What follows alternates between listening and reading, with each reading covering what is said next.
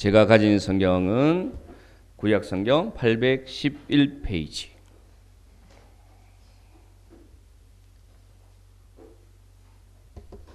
시편 13편 1절에서 6절 말씀. 시편 말씀은 우리 한 목소리로 함께 읽도록 하겠습니다. 여호와여, 어느 때까지니까 나를 영원히 잊으시나이까? 주의 얼굴을 나에게서 어느 때까지 숨기시겠나이까? 나의 영혼이 번민하고 종일토록 마음에 근심하기를 어느 때까지 하오며 내 원수가 나를 치며 자랑하기를 어느 때까지 하리이까? 여호와 내 하나님이여, 나를 생각하사 응답하시고 나의 눈을 밝히소서. 두렵건대 내가 사망의 잠을 잘까 하오며 두렵건대 나의 원수가 이르기를 내가 그를 이겼다 할까 하오며 내가 흔들릴 때에 나의 대적들이 기뻐할까 하나이다.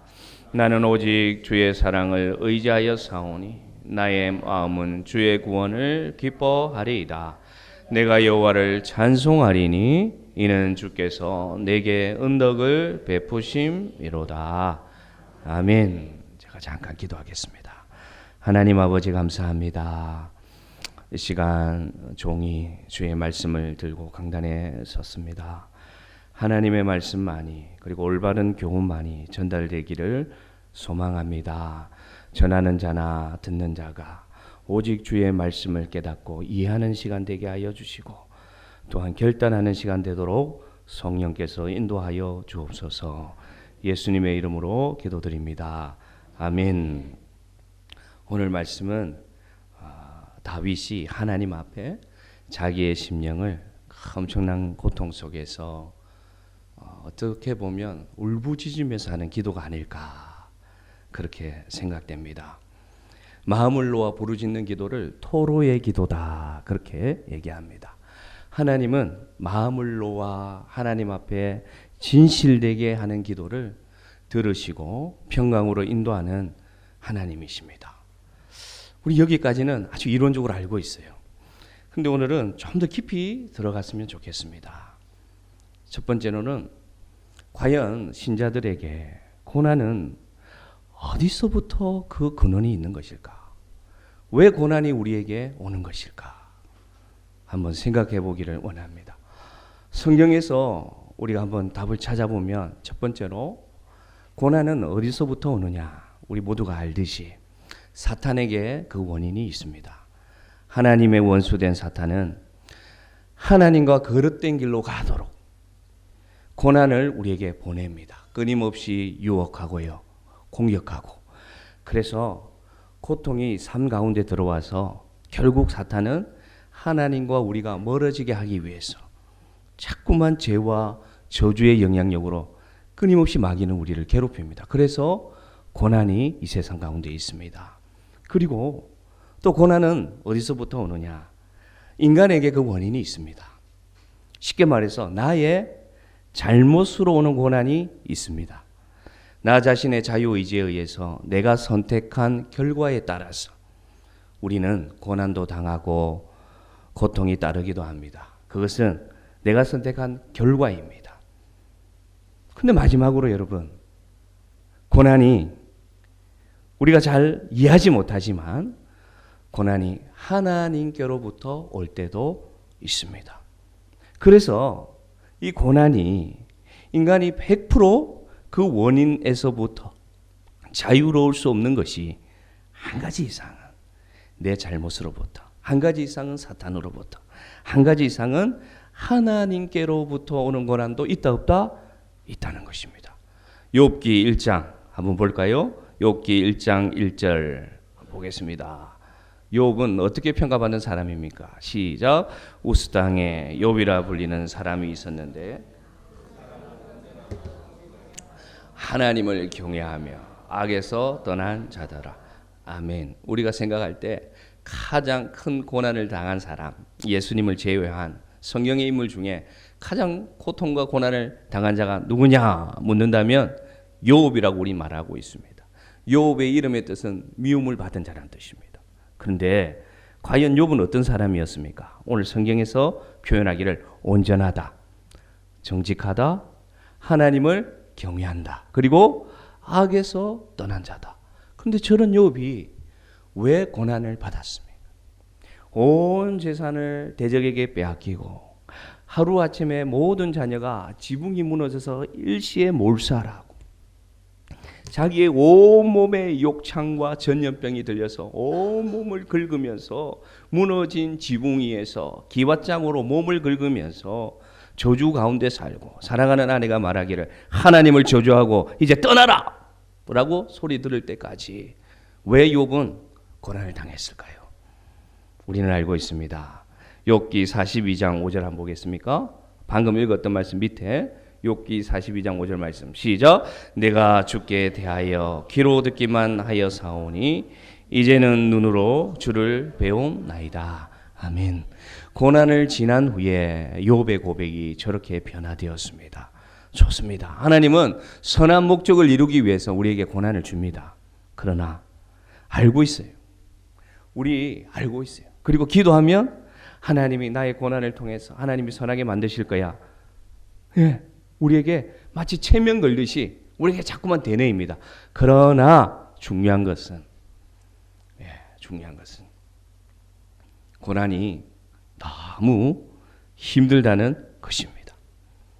고난이 딱 닥치면 여러분은 어떻게 생각하는지 모르겠지만 저는 이렇게 생각합니다. 내가 무엇을 잘못했지? 이게 제일 먼저 옵니다. 고난이 닥치고 어려움이 닥치면 내가 뭘 잘못했지? 내가 무엇을 잘못했을까? 그러면서 자꾸만 내가 뭘 잘못했을까? 내가 11조를 떼먹었나? 내가 다른 사람에게 상처를 줬나? 자꾸만 내 안으로 원인을 찾습니다. 근데 여러분, 성경은 정확하게 가르쳐 주고 있습니다. 모든 고난이 내 탓은 아닙니다. 그러나 내 탓인 고난도 있습니다. 그러므로 오늘 베드로전서 2장 20절에 보면 오늘 이 베드로 사도가 많은 고난을 당한 후에 이렇게 고백합니다. 베드로전서 2장 20절 한번 읽어볼까요? 베드로전서 2장 20절 시작. 죄가 있어 매를 맞고 참으면 무슨 칭찬이 있으리요. 그러나 선을 행함으로 고난을 받고 참으면 이는 하나님 앞에 아름다우니라. 아멘. 첫 번째 고난은 나의 잘못으로 인한 고난을 얘기하는 것입니다. 그리고 두 번째 고난은 예수 믿는 가운데 선을 행함으로, 쉽게 말하면 예수 믿기 때문에 고난 당할 때도 있지만 베드로가 사도가 얘기하기를 선을 행함으로 고난을 받을 때는 그것은 어떤 것이다? 하나님 앞에서 아름다운 것이다. 그렇게 오늘 고난에 대해서 우리에게 가르쳐 주고 있습니다. 그러면 고난의 원인에 대해서는 우리가 살펴봤습니다. 그러면 한 단계 더 들어가 보겠습니다. 말씀을 묵상하는 가운데 이런 생각이 들었습니다. 그러면 고난은 왜 이렇게 힘들까? 고난이 오면 왜 이렇게 내가 힘들까? 한번 생각해 보니까 그것은 바로 그 고난이 불확실성을 가지고 있기 때문에 힘든 것이라는 것을 알게 되었습니다. 왜 힘들까요, 고난이? 여러분 얘기해 보십시오. 여러분 삶에 고난이 찾아오면 왜 힘들까요? 왜 힘이 들까요? 왜 어려울까요? 왜? 매번 찾아오는 거니 왜 힘들까요? 그것은 여러분, 첫째는 원인을 알 수 없어서 힘이 드는 것입니다. 원인을 알 수 없어요. 다시 말씀드리면 이 시련이 왜 왔는가 모르니까 힘든 거예요. 이 원인을 알면 그 원인을 제거하면 되는데 고난이 왜 힘든가? 나에게 고난이 오면 이게 왜 왔는지 도대체 알 수 없어. 그래서 힘이 듭니다. 이것이 나로부터 시작되었는지 무엇으로부터 시작되었는지. 그래서 이 원인을 알지 못하니까 고난이 오면 힘듭니다. 또 여러분, 고난이 오면 왜 힘듭니까? 왜? 이 고난의 결과가 어떻게 될지 몰라서 힘들어요. 그렇지 않습니까? 내가 당하는 이 고난이 물질의 고난이든 건강의 고난이든 사람에 대한 고난이든 이게 어떻게 해결될지 모르니까 힘든 거예요. 그래서 잠이 안 오는 거예요. 힘이 듭니다. 고통스럽습니다. 결과가 어떻게 될지 알면 그냥 인내하면 되겠지, 기다리면 되겠지. 그런데 결과가 어떻게 될지 모르니까 너무 힘이 드는 거예요. 또 이 고난이 왜 힘든가? 여기 가장 큰 원인이 저는 여기 있다고 생각합니다. 왜 고난이 힘든가는 원인, 어떻게 될지 결과, 그것보다 더 힘든 거는 저는 이렇게 생각합니다. 언제 끝날지 모르니까 힘이 드는 것입니다. 여러분 동감하십니까? 고난이 힘든 이유는 이 고난이 언제 끝날지 모르겠어요. 내일이면 끝날까? 한 달 뒤면 끝날까? 언제 끝날까? 그게 몰라서 고난이 오면 참 힘이 듭니다. 오늘 다윗이 왜 힘드느냐? 바로 이 세 번째 이유입니다. 그래서 오늘 고난의 가운데 다윗이 뭐라고 하나님께 토로합니까? 1절 읽어보겠습니다. 1절. 다윗이 왜 힘든지 우리 알 수 있어요. 1절 시작. 여호와여,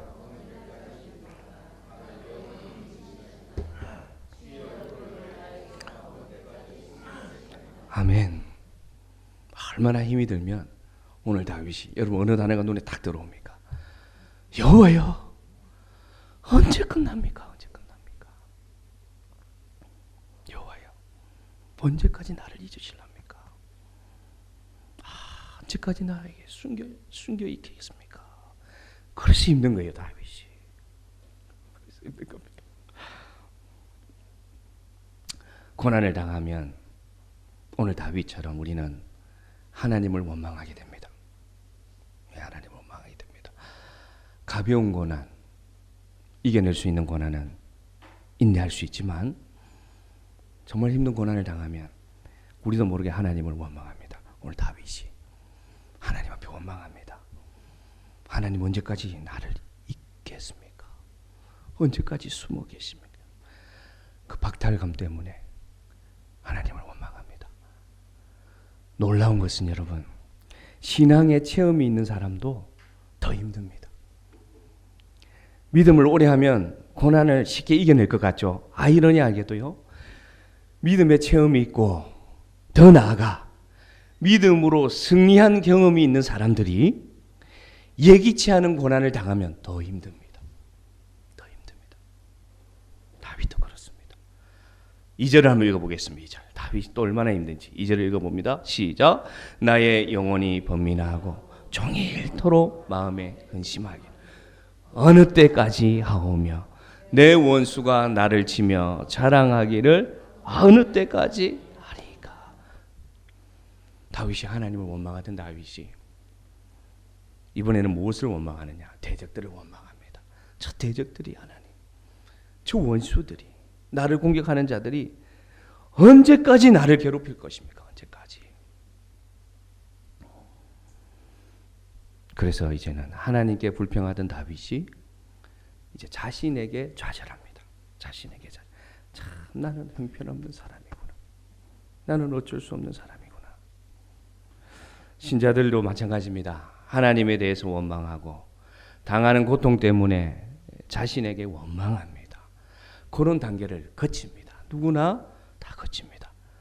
그런데 신앙인이어서 예수님을 믿기 때문에 고난이 더 힘들 때도 있습니다.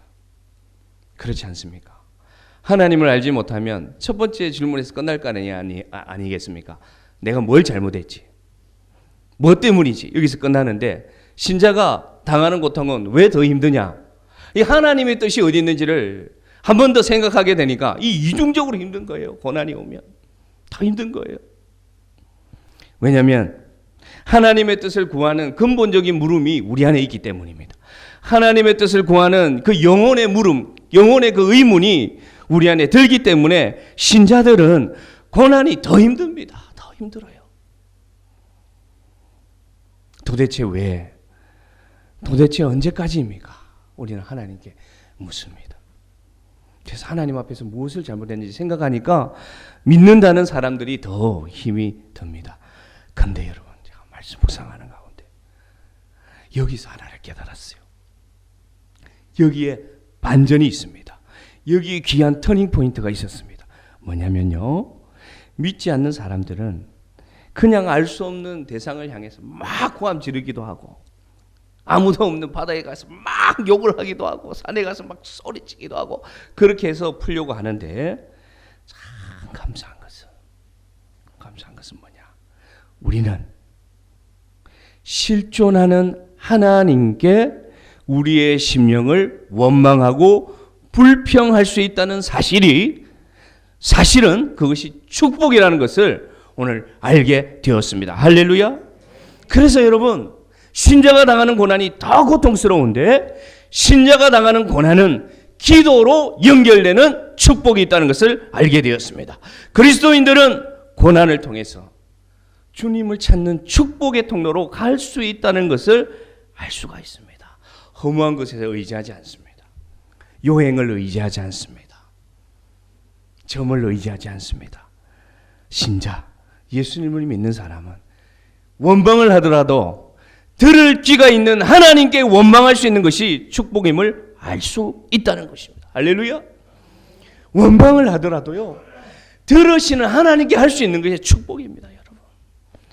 그래서 신자는 더 아프지만 신자는 더 하나님을 사랑할 수 있고 의지할 수 있다는 것을 오늘 알 수 있습니다. 그래서 다윗도 언제까지입니까?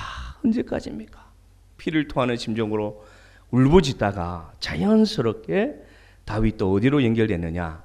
기도로 연결됩니다. 3절 읽어보겠습니다. 3절. 시편 13편 3절. 자, 같이 읽습니다. 시작. 여호와 내 하나님이여 나를 생각하사 나의 눈을 밝히소서. 두렵건대 내가 사망의 잠을 잘까 하오며. 아멘. 오늘 말씀 가운데 사랑하는 성도 여러분에게 꼭 기억나는 한 절이 있기를 바란다면 요 3절 말씀이 여러분에게 꼭 고난 가운데 있는 여러분에게 꼭 기억되기를 간절히 바랍니다. 거기서 끝나지 않았어요. 언제까지입니까? 거기서 끝나지 않고 여호와 하나님이여 나를 생각하사 나에게 응답하옵소서. 나의 눈을 밝혀 주옵소서. 기도로 연결되는 것을 알 수가 있습니다. 제가 잠깐 심리학을 공부한 적이 있는데 신자와 불신자의 그 사고의 체계를 교수님이 설명할 때 신자들과 믿지 않는 사람과 믿는 사람들이 고난을 당하면 그 잠정적으로 느끼는 감정은 똑같습니다. 그리고 이성적으로 판단하는 것도 똑같이 작용합니다. 근데 신자에게는 무엇이 다르냐면요, 믿지 않는 사람들은 그 원인을 생각할 때 자아에서 그친답니다. 그 사고가 자아에서 그치고, 신자들에게는 그 자아가 누구에게로 연결되냐면 예수님께로 연결되어서 예수님께로 연결된 신자는 말씀을 통해서 다시금 들어온다 합니다. 그 고통을 받아들이는 분석이. 그래서 믿지 않는 사람은 고통을 당할 때는 그 안에 내재된 감정이 어디로 나가냐면 자기를 바라보는 것이 연민으로 연결되지 않고 비관으로 연결되면서 끝나지만, 믿는 사람은 이것이 어떻게 연결되냐면 하나님의 영에 의해서 지배함을 받기 때문에 자기 연민과 타인을 향한 연민으로 결정되기 때문에 행동이 어떻게 나오느냐? 믿지 않는 사람들은 자기를 탓하고 남을 불평하는 것으로 고난을 대하고요, 믿는 사람들은 연민으로 연결 때문에 자기를 용서하고 고통을 주는 자를 용서하는 것으로 연결되기 때문에 심리학으로 보면 신앙을 가진 자들이 고난을 대하는 자세가 정말로 놀랍다고 분석되어 있는 것을 제가 배운 적이 있습니다. 오늘도 마찬가지입니다. 다윗이 하나님께 고난을 얘기하고 하나님께 토로하면서 끝나지 않습니다. 왜냐? 다윗은 하나님을 믿는 자니까. 이것이 어디로 연결되느냐? 하나님, 나의 눈을 밝혀주옵소서라는 믿음의 시선으로 연결되는 것입니다. 사랑하는 성도 여러분, 여러분이 이런 기도로 연결되기를 간절히 소망합니다. 여러분의 고백이 비록 내가 당하는 고난의 원인을 알지 못하고 내가 당하는 이 고난의 결과가 어떻게 될지 나는 피곤하고 나는 알지 못하고 내가 당하는 고난이 언제 끝날지 모르지만 하나님이여 나의 눈을 밝혀주셔서 내가 알게 하옵소서라는 기도로 연결되는 축복이 여러분에게 임하기를 간절히 소망합니다. 빛을 영광이라고 말합니다. 영광은 뭡니까? 영원한 빛이라는 표현입니다. 우리에게는 단순히 눈에 보이는 빛을 의지하는 자가 아니라 하나님이 주시는 영광의 빛을 의지하는 영원히 있는 존재라는 것을 기억하시기를 바랍니다. 나의 눈을 밝혀주소서라는 기도는 어떤 말씀이냐? 피하지 않는 기도입니다. 세상 사람들은 고난을 당하면 회피하려고 합니다. 방탕함으로 끝내려고 합니다. 그냥 술 먹고 취합니다. 그냥 마약으로 갑니다. 비관으로 갑니다. 자살로 갑니다. 예수 믿는 사람들은 뭐가 다르냐? 고난을 당하면 빛을 구합니다. 밝음을 구합니다. 어둠을 이기기를 구합니다. 예수 믿지 않는 사람은 어둠을 선택합니다. 예수 믿는 사람은 무엇이 다르냐? 똑같은 고난이라도 밝음을 구합니다. 빛을 구합니다. 주의 영광을 구하기 때문에 흑암에서 나오는 역사가 일어날 줄로 믿습니다. 사랑하는 성도 여러분, 고난 가운데 있지 마시고 빛으로 나오시는 여러분의 축복이 임하기를, 성령님의 축복이 임하기를 간절히 바랍니다. 질문하시길 바라십시오. 하나님께 질문하십시오. 하나님 눈을 밝혀주십시오. 외치시기를 바랍니다.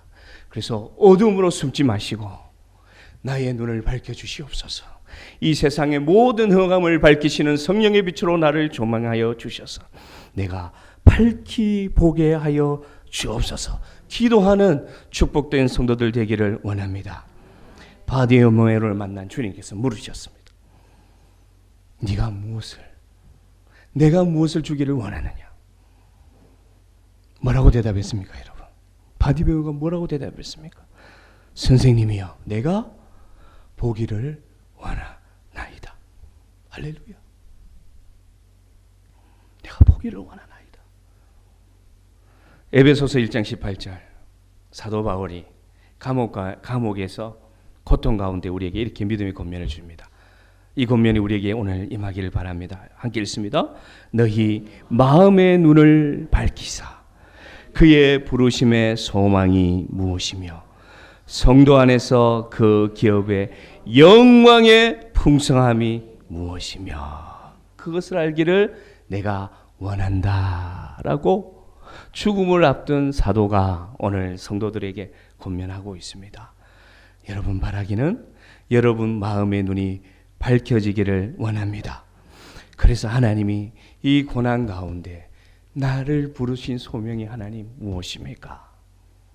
나를 알기를 원합니다.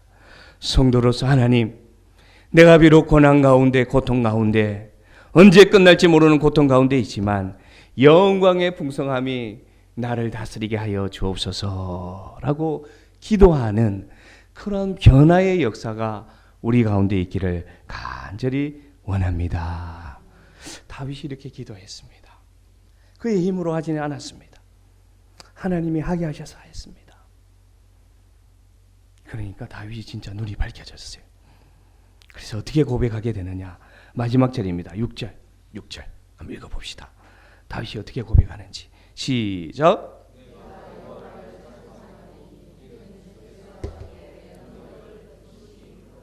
아멘. 여러분 1절하고 한번 생각해 보세요. 1절, 여호와여 어느 때까지니까?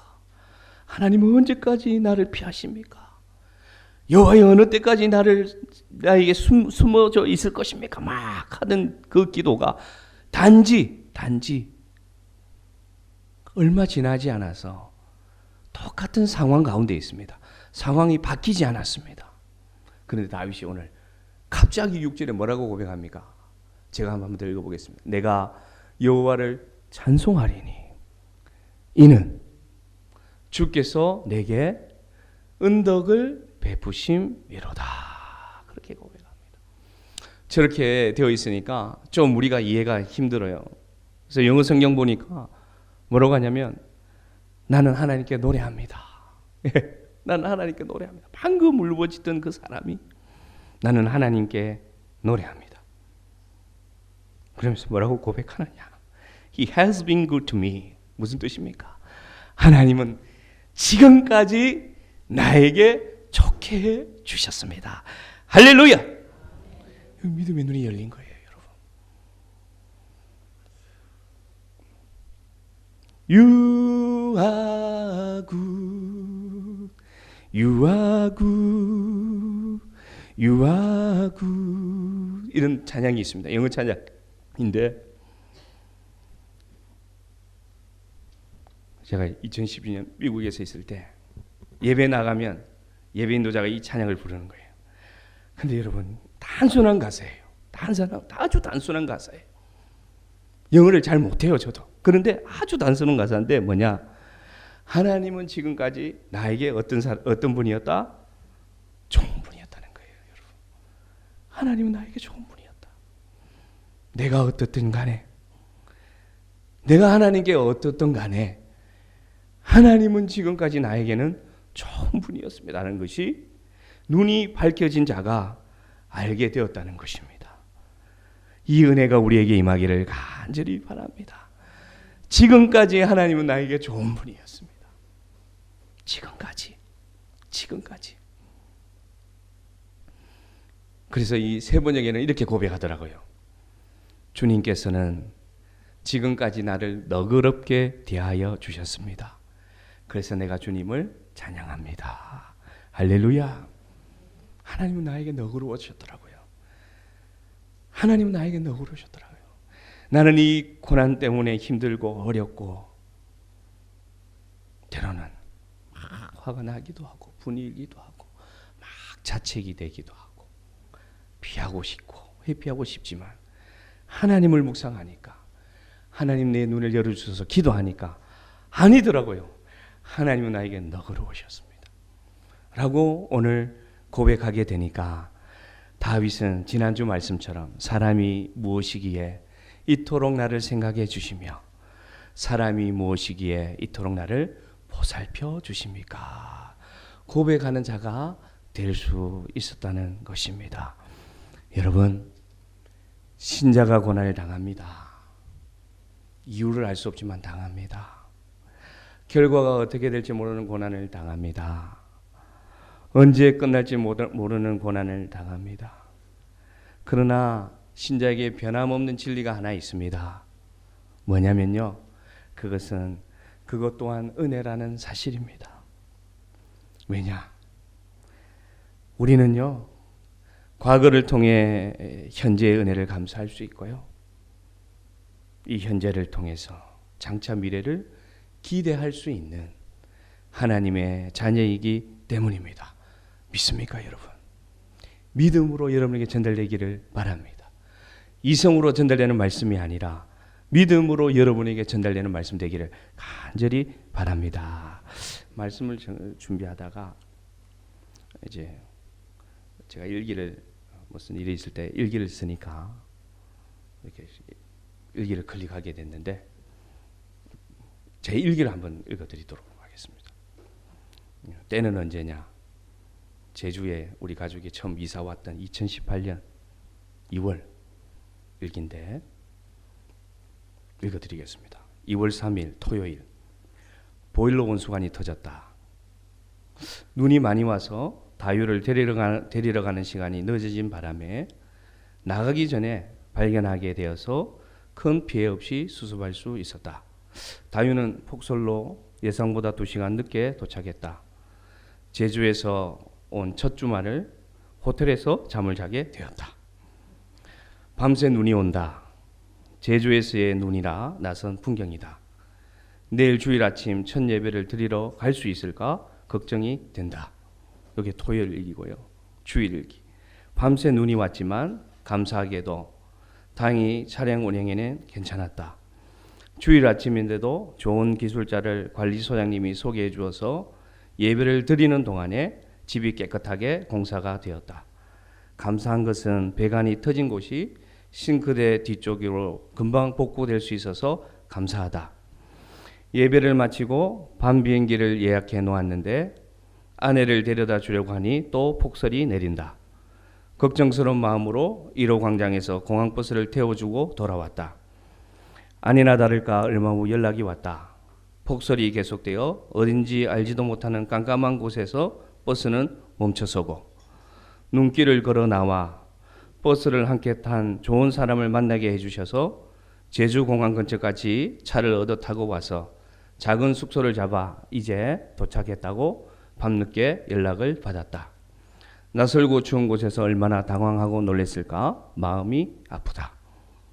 2월 5일 월요일, 제주공항 인근 숙소를 잡을 수 있어 아내는 그곳에서 잠을 자고 방금 아침 비행기를 타고 늦었지만 부산으로 출근했다는 연락이 왔다. 제주의 첫 주인데 참 다이나믹한 한 주를 보냈다. 바라기는 내일 화요일 발령 때 제주로 무사히 올 수 있기를 바랄 뿐이다. 하나님 우리를 긍휼히 여기고 불쌍히 여겨 주소서. 이게 첫 주간의 일기였어요. 근데 참 감사한 게 발령은 그날 안 났습니다. 발령은 정확히 6개월 뒤에 났고요. 매주 주말 비행기 타고 왔다가 비행기 타고 가면서 700만 원을 썼습니다. 그런데 여러분, 오늘 보시기 바랍니다. 그 애먹이던 은행을 퇴직하고 지금 3층에서 아이들 가리키고 있습니다. 신자는 과거를 통해 오늘 은혜를 감사하고, 신자는 오늘을 통해 미래를 감사할 수 있습니다. 사랑하는 성도 여러분, 고난을 주목하게 하는 이 본문이 저는 설교를 준비하다가 혹시 여러분은 의기소침하고 혹시라도 이 교회 분위기를 너무 다운시킬까 염려되었습니다. 그러나 그것은 고난을 보는 시선이 여전히 인과응보, 죄와 저주의 시선으로 생각했기 때문에 하는 작은 생각이었다는 걸 알게 되었습니다. 고난은 분명히 우리에게 존재하고 지금도 각자에게 깊숙이 끈질기게 누르고 있습니다. 그래서 지금 우리는 시편을 고난 가운데 묵상하고 있습니다. 고난은 여러분 외면해도 그때뿐입니다.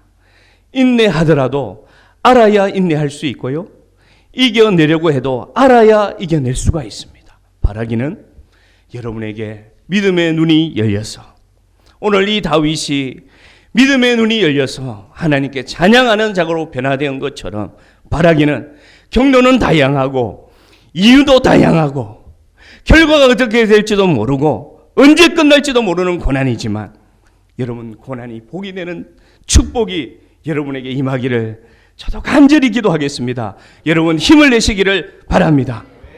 어려우면 하나님께 핏대 세우세요. 하나님께 부르짖으세요. 하나님께 원망하세요. 그러면 하나님께 기도할 수 있고요, 그러면 눈을 열어주시고요, 그러면 과거를 통해서 현재를 보게 하시고요, 비로소 자격 없는 나에게 주신 은혜를 고백할 수 있고요, 그러면 우리는 이겨낼 수 있습니다. 그러면 하나님의 은혜가 우리에게 임할 수가 있습니다. 말씀을 마치면서 로마서 8장 18절 우리 함께 읽겠습니다. 로마서 8장 18절 같이 읽습니다. 시작. 생각하건대 현재의 고난은 장차 우리에게 나타날 영광과 비교할 수 없도다. 우리 한 번 더 읽읍시다. 생각하건대 현재의 고난은 장차 우리에게 나타날 영광과 비교할 수 없도다. 아멘. 그래서 오늘 우리 찬양팀이 부른 찬양처럼 초막이나 궁궐이나 내 주 예수 모신 곳이 하나님 나라라는 고백은 왜 할 수 있느냐? 바로 저겁니다. 현재의 고난은 장차 우리에게 나타날 영광과 비교할 수 없는 것이다. 우리에게는 영광으로 회복될 것입니다. 아멘. 우리 함께 찬양하겠습니다.